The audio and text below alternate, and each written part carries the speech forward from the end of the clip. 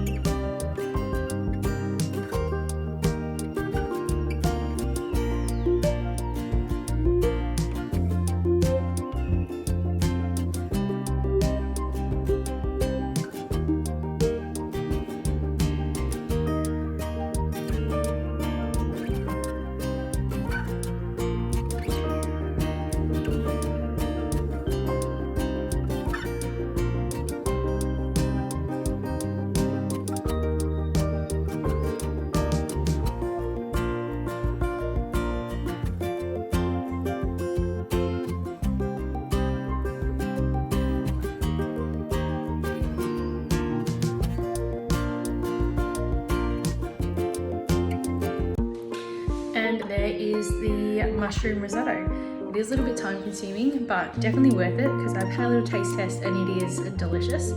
I did add in asparagus and spinach just because I like those things, and a little bit of chili oil that I made because I'm obsessed. So you can add in any flavours that you like, leave out anything that you don't like. Yeah, let us know if you make it.